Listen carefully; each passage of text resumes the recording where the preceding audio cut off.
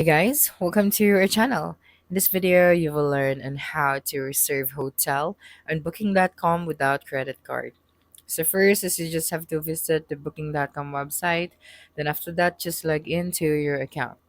Okay, so once you're here, just simply click on the stays option. Then here, just select your destination, and then your checked-in date and checked-out date. Then after that, for the adult details, children, and room number.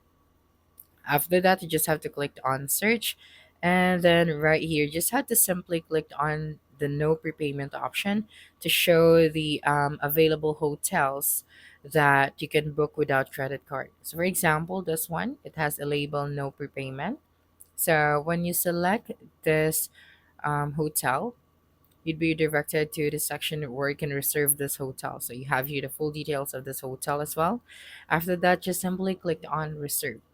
Okay, then after that, right here on your detail sections, you just have to input your details. And as you can see right here, no credit card needed, so we can book this hotel even without putting the details of our credit card. Then after that, you just have to click on this next final details, and then click on this option, and then right here your booking is finally confirmed. So that's it for this video. If you think this video helped you solve your concern, please subscribe, like this video, and leave your comment below. Bye.